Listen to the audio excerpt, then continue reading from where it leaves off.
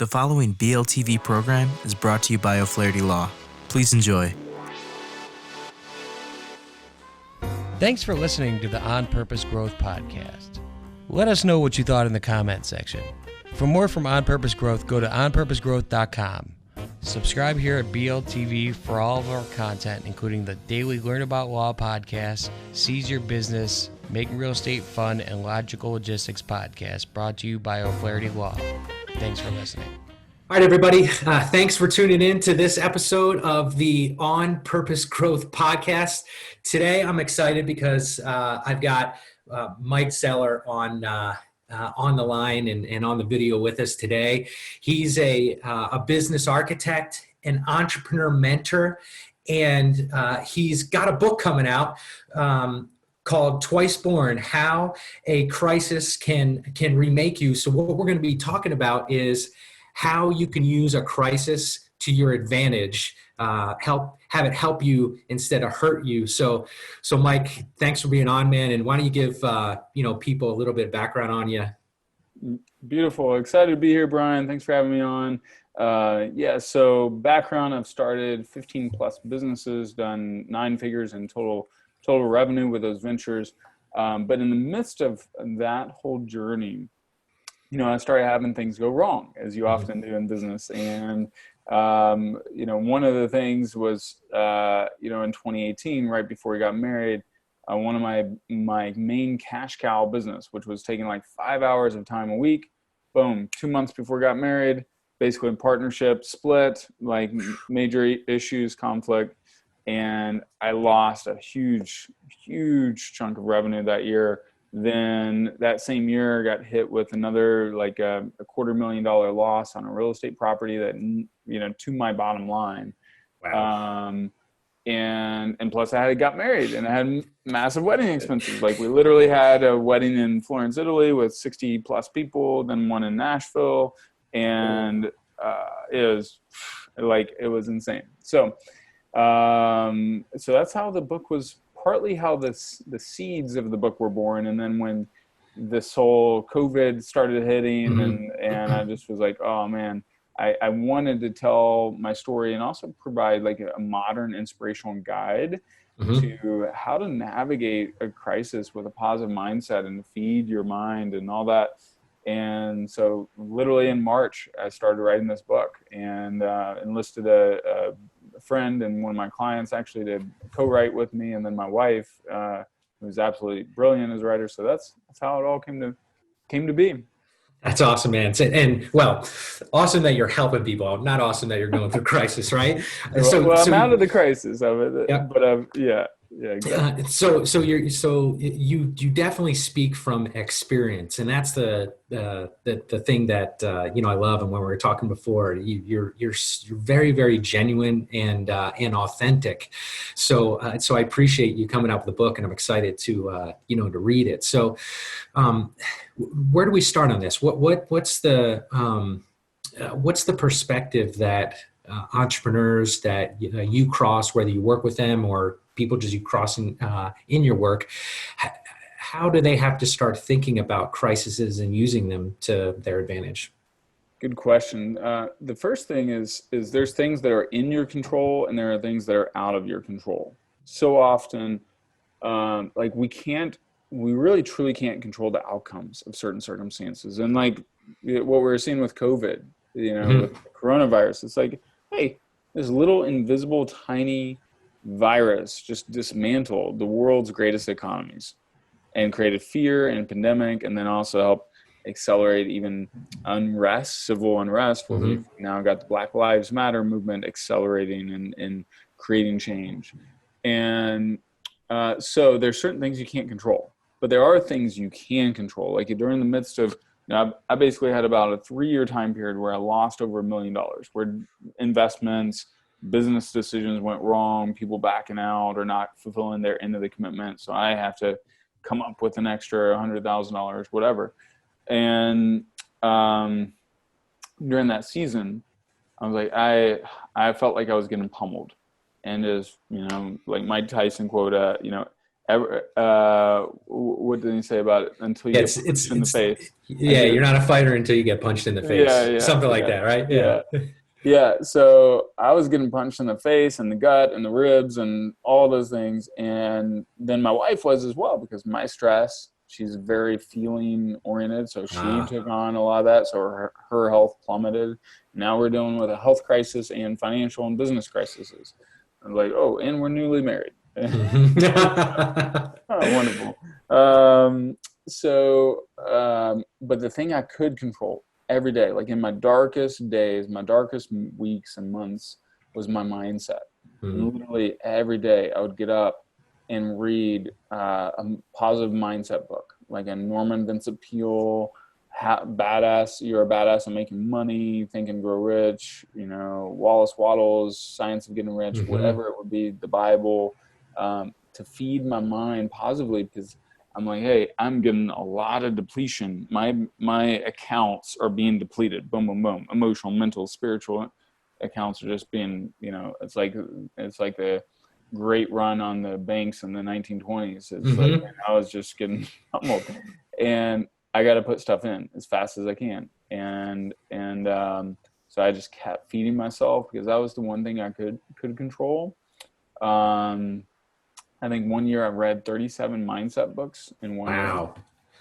plus other stuff that I was reading. Like that Yeah. was 2018 probably, and because I was like, I got to at least start somewhat positively and resourcefully, and look for solutions, because I'll never get out of it if I just succumb and surrender to negative energy and defeat.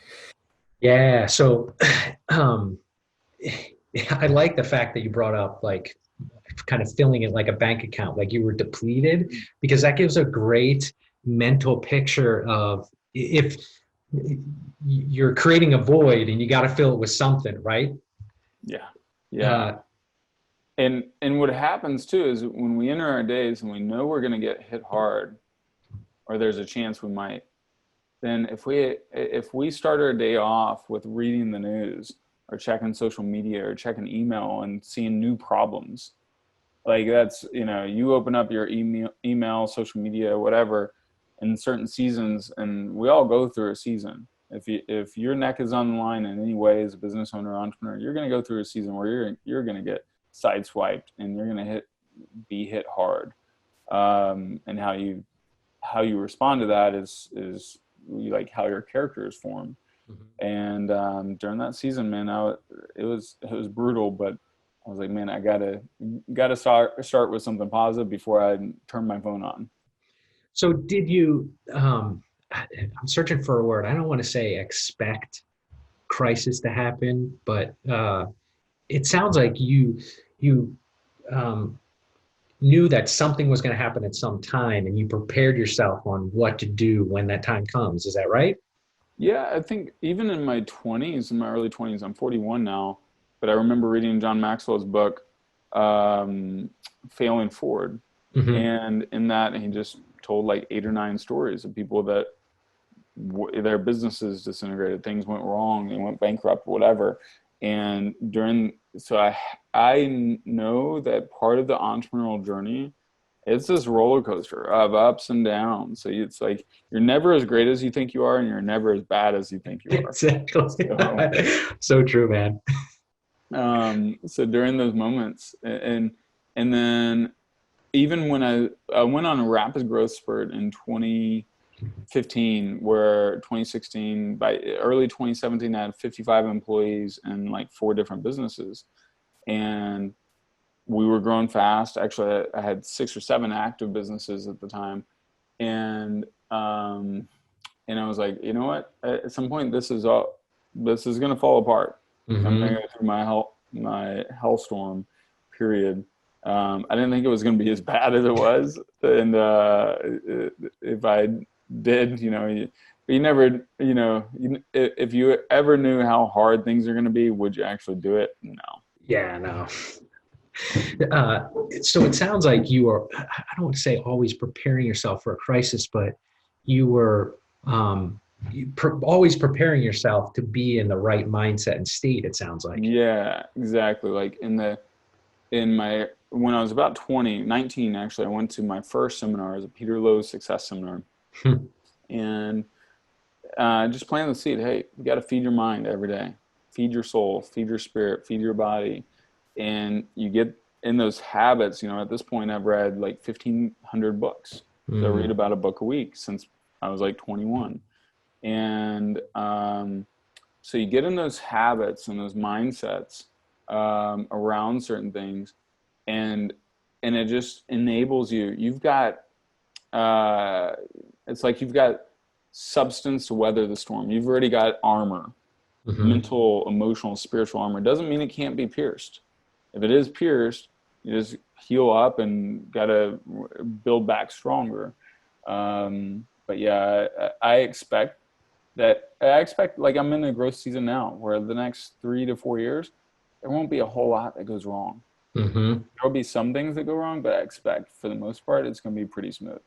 And then I'll have another like season of crisis, but I'll be better prepared for this one because I'll have some assets put away and all those things that they're very protected. So, well, so you keep using the word season, right? And I'm picking up on that. Talk to me more about that, because it sounds like there's some context or perspective there. Yeah. So all right, you look at there's I'll give you organizational life cycles. Here's one. All right, at the beginning of a business, you've got an infant business. Your business cries a lot, it poops a lot, and it doesn't produce much. And you, as the quote parent, don't get much sleep, and you don't get a whole lot of gratitude, other than you got quote this baby that you're responsible for.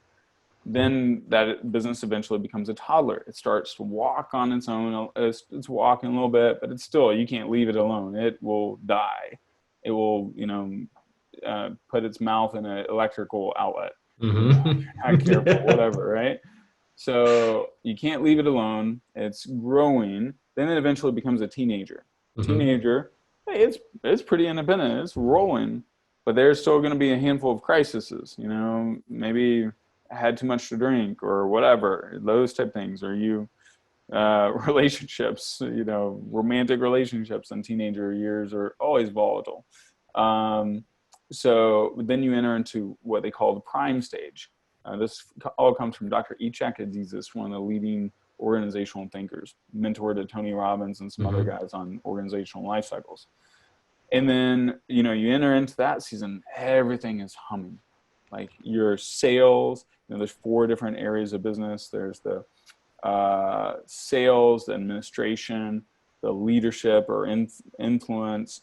So everything's just kind of humming, and you need strength in all 4 of those areas. At the beginning of a business, you need sales. Sales are the lifeblood of a business. So that's the season, knowing which season you're in. And then after you go through prime, then a lot of businesses, if they quit innovating, they start sliding into bureaucracy. Right? Microsoft started doing that about 15 years ago. Then they eventually, about 7 or 8 years ago, brought in a new CEO that started rebirthing innovation. And they've started, their tablets and they've done a lot of cool stuff since then. Apple's probably in sliding a little bit closer to bureaucracy, even though they're still innovating, just not as much. They're not bold. Right. Tim Cook is when you think about it, they had this visionary leader, Steve Jobs, this brilliant operations guy, Tim Cook, and this incredible brand designer, Joni Ive. Now they only have Tim Cook. They got all the cash in the world and tons of brand equity, and Tim Cook's not completely anti-innovation. He's for sure for innovation, but they're in a different season. You look at our economy now. We're in winter. Yeah, we are.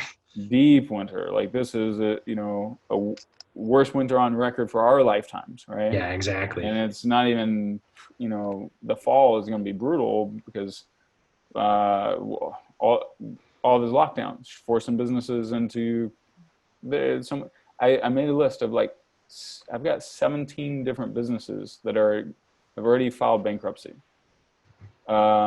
big names, and then ones that are on the horizon. Like, it is going to be insane. And then all the restaurant chains and all that. Yeah. So it seems like you're describing a distinction here between objective awareness and judging, right? Like not, tell me more about that. Yeah. So like, when you go through in the season as a man, as a business owner, like there's seasons in relationships, Mm-hmm. marriages. And some of those seasons, like you go through, like I went through my quote tunnel as a man. Mm-hmm. A tunnel is where like just everything falls apart seemingly. Okay. All right. So that was my crisis season where nothing seemed to work. That, call it the midlife crisis, where just, you go out, you buy a Corvette or whatever, Yeah, right. but you're at everything, you lose things. Like I had to sell a bunch of real estate that I didn't want to sell, that I thought I would hold on to for a long time, to pay off debts. Um, but so you create some awareness around, hey, I'm in this season, I'll make it through. And this is why you anchor to other people who've been through similar Mm-hmm. seasons. And economically, like every 100 years, we have some sort of major catastrophe. Well, we're 2020. What happened about 100 years ago? Great Depression, Right. Roaring '20s, flu pandemic, all those things. Um, so you subjectively you create. I think subjectively you're when you're in it, it's like, the wine inside the bottle cannot read the label. Yeah, exactly. So so it's kind of hard. You have to flip. It's almost like I have to visualize myself going outside of the bottle Mm-hmm. and reading what's happening, or seeing on my timeline of my life, my business life cycle, economic life cycle. Hey, this is where I'm heading. It's okay. I'll make it through. It probably will take about 2 years. Boom. Mm-hmm. And my season of my tunnel lasted about 2.5 years. Sometimes that, it feels like an eternity when you're in it. I mean, 2.5 years is a long Yeah. time, but it feels like an eternity. But so it sounds like a part of this too is reaching out to other people who have experienced this, or um, just have some type of awareness that you don't have, so they can show you the outside of the wine bottle. Exactly. Like, so I was in a mastermind with a lot of influencers, podcasters, authors, like big name people, some of the biggest names on Mm-hmm. Instagram and Facebook. And at least in terms of social media presence, I was the small guy. But when I shared some of what I was going through back in end of 2018, a lot of them were like, came up to me in the midst of it with tears in their eyes, like, Mike, when we first got married, this happened, this happened, this happened. 6 months into our marriage, it was just like all this stuff. And so, and then I had other guys that I was in that mastermind in other places where I knew their story. I knew that they had, lost their business or gone bankrupt, or, had this happen or that happen, and they rebuilt themselves. I knew Tony Robbins' story. I knew people in the public, but also knew people intimately. Mm-hmm. And that helped you pull through. They're like, hey, he did it. I'm going to be fine. And this will be Yeah. good at the end. I think there's a perspective, or narrative out there that says, people who succeed, these things don't happen to them. And what I've learned to be true is the exact opposite, right? This is more prevalent than what people think because of seasons. Is that right? Yeah, exactly. Yeah. Yeah. And then you start seeing patterns. Like even Dr. Ichak has a whole guide on which season you're in your entrepreneurial journey when you go through his 2-day program called Breakthrough to Prime. And I teach it in my masterminds or with my VIP clients. He's like, hey, all right, let's recognize what season you're in, Mm-hmm. so you can make smarter decisions around that. Because, if you're in winter and you've prepared for winter, it's okay. If you get suddenly hit with a blizzard, then you weren't ready for the blizzard, now your pain is going to be a little bit deeper. Yeah. So always back to something we were talking about before, always preparing. Like preparing yourself, I think, with the skills on how to understand and maneuver through this it seems to be very important. Yeah. And communicating that, like if you're married, communicating that to your spouse or your kids, communicating, like my mom will never understand what I do. Mm-hmm. She was a teacher. She doesn't, and she's amazing mom, but uh, she now gives me a lot more grace than she used to. But you know what? I'll make more money, but I'll also lose more money than she could ever dream of. Yeah, right. Yeah, risk and reward, right? Yeah, That's how it works. yeah, So, so you shared how some of these other entrepreneurs that that were in these mastermind groups with you, that they went through these things, and you've gone through these things. So, how does somebody start thinking about, we're thinking about how to get through them or prepare yourself, but how do you do it to remake yourself, right? How do you yeah. leverage that? So it's a twofold. It's like, all right, control the controllables is a Mm-hmm. piece. So like what I was talking about, hey, I focused on my mindset and I fed my mind with the stories of overcomers. Like Mm-hmm. I can go to the founder of PayPal. I know Elon Musk story of certain things in certain seasons, and Steve Jobs. I know close friends that what they went through at different seasons. Um, so control the controllables, which is your energy, your mindset, and how you win. Do I win today? I Mm-hmm. can't win yesterday. I can't win tomorrow, but I can show up today. And I may not be able, I might, if I have 7 fires, I might only be able to make an impact on one of them that day. Mm-hmm. And I partly got that from Elon Musk at PayPal. Like in PayPal's growth season, in their hyper growth season, like they were growing so fast, but they were getting 30,000 customer tickets a month, and they only had 8 people working in that department. Oh my gosh. And at some point, and they're just adding, tens of thousands of customers a month, and then they would PayPal's phone number and address were completely unlisted, nowhere publicly available, but randomly somehow some hackers or whatever people would figure out where their office was, and Elon and Peter Thiel and all those guys would be at the office. They'd show up at the office at 7 a.m. There'd be like 3 people waiting outside asking, "Hey, I bought these shoes from eBay and I can't get you guys to respond to me, and I want my $100 back." And then or they just find the unlisted phone number somehow Mm-hmm. and be dialing random extensions, and then, "Hello, this is Elon.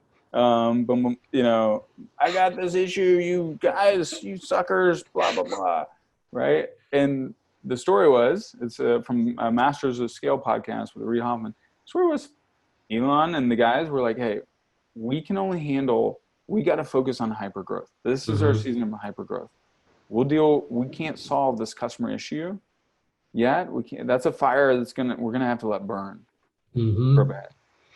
And then about a year and a half later, after that, they finally figured out how to solve it, which was hiring a whole customer service company Hmm. handle all their customer service issues and the call center and all that. And that's what they did at that season. But they're like, "Hey, this is the most important thing for us to focus on right now is hyper growth." Yeah, it's like the growth comes with problems, right? It's not Yeah, it's not all, sunshine and roses, right? And yeah, they're actually problems that you want, right? yeah, Um, exactly. so uh, so it sounds like what people are doing are, and you're suggesting that the way you remake yourself is um, use these things to make yourself better, not wallow in Mm. the challenges. Yeah, exactly. The whole concept, Twiceborn, comes from William James, old Harvard psychologist, founder of modern psychology. In the early 1900s, he wrote about this concept. And it's like those that go through life with very little suffering, they are born once. But those that go through trials and deep suffering, and a lot of history's greatest people have been through major trials, they Mm-hmm. have this opportunity to remake themselves. They have an opportunity to be reborn, twice born. Hmm. And in that, like when you go through those seasons, then you realize, hey, you know what? Life is fragile. Added, Hmm. joy, success, all these things. It's a moving obstacle, right? But appreciate it, embrace it. A lot like Edison didn't get himself too up or down on a win or a failure, Mm-hmm. right? He said, "Oh, this trial didn't work. Well, do another one. Do another one. Keep going. All right, I got to win. This works. Beautiful. Let's see. How else can we use this? Boom, right? You keep so having that sort of energy, and in the process to allow a crisis to remake yourself. Like I shifted from being a business owner who built a lot of businesses to now my goal in my 40s is become America's top entrepreneur mentor. So I Hmm. want to coach and train and develop and write books. And that's my vision around that. Like Grant Cardone blew up in his 50s. I want to blow up in my 40s. And Yep. I have a lot of real life experience that a lot of these other online guys don't really have. Um, so, so it's a nice pivot. It's where I wanted to be. Like I wrote out in my first ever positive affirmations board that, in 31, that I mentor and lead some of the brightest and best people in the world. That's Hmm. what I wrote out at age 31. Well, at the time I was just investing in real estate and selling real estate. And now I get to mentor and coach entrepreneurs from all over the world. And so part of it is like surrendering, finding the gift, like using the trial, using the suffering as a chance to go deeper in self-awareness, a chance to go deeper in growth, chance to discover and learn new things. Like what we're going through right now, if you're out of a job, what could you do? Or if your business isn't working anymore because travel is gone or whatever, man, how can you use this to rebrand, remake yourself? Some of the best businesses in the world, that's what they did in a crisis. And some of our favorite products and services are because of that. Yeah, we're. I've been talking to friends and other entrepreneurs, and I'm excited about the time that we're in now because of the leap some technologies are going to take. It's exciting, right? As crazy as it may seem, there's exciting things that are on the Oh, yeah. horizon. So much innovation happens right now, right? Yeah, exactly. So it sounds like that there's an essence here of, or an essence of this is experience life. Like life has these seasons, these trials, and just experience them because that's what life is all about. Exactly. Yep. Uh, Yeah. I mean, one of my favorite metaphors is mountain climber gets to the top of a mountain and he's struggled hard with his crew to get all the way to the top of the mountain, and he's reached the summit that few ever get to, and that a few, so many dream about. And he's up at the top of the mountain, and it's just cold and windy and snow and barren, and it's just rocks, right? And then he looks down in the valley, and the further down in the valley you go, the more growth, the more vegetation, the more life, the more plants, the more animals, the more fresh water.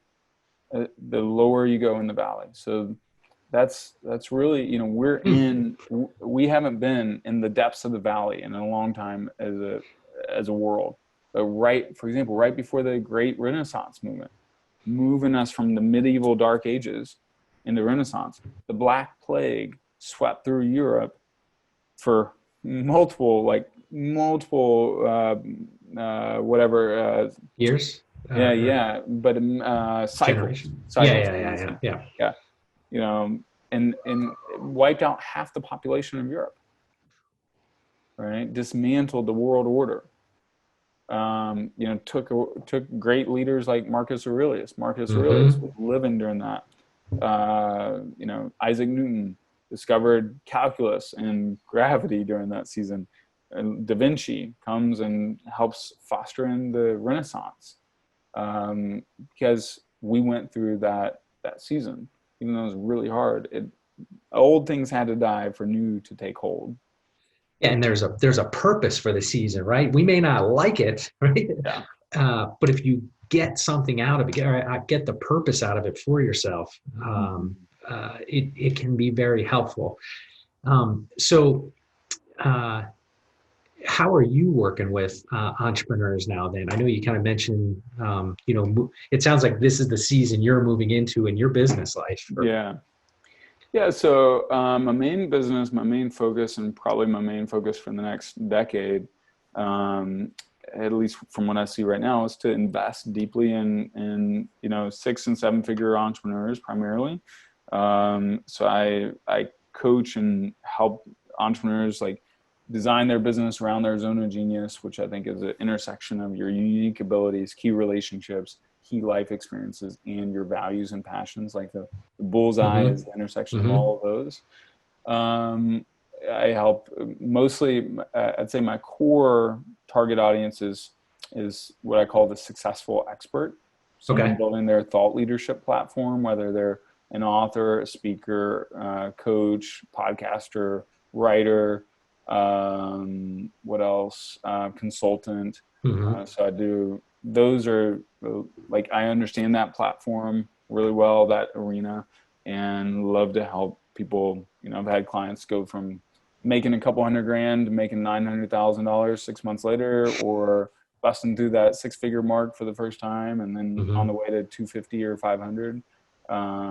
So I love that world. That's, but I've been in 6 different industries and 16 plus businesses. So I'll always be playing in a few other arenas as well. I want to get back in the e-com game myself as well. So. Oh, okay. Yeah. It's kind of like once you get a taste of it, you can't let it go. Right. Yeah. Totally. Well, cool, man. Well, I appreciate you being on, and this is really interesting, especially with your book coming out, as well as the time that we're in. I'm grateful for everything you shared, and I trust everybody watching it was useful for them. So why don't you let everybody know how they can get a hold of you, and we'll post it wherever they're watching or listening to this. Yeah, great. MikeZeller.com is my main website. twicebornbook.com. www.twicebornbook. And then Michael R. Zeller on Instagram, and Michael Zeller on Facebook and LinkedIn. So appreciate you having me on, and great connecting. Yeah, same here, man. Awesome. I appreciate you sharing that and being on too. So thanks everybody for tuning into this episode of the On Purpose Growth podcast. We'll post all the links and how to get a hold of Mike wherever you're listening or watching this. So don't worry if you didn't write anything down, and we look forward to seeing you on next time. Thanks, everybody. Take care. The following BLTV program is brought to you by O'Flaherty Law. Please enjoy.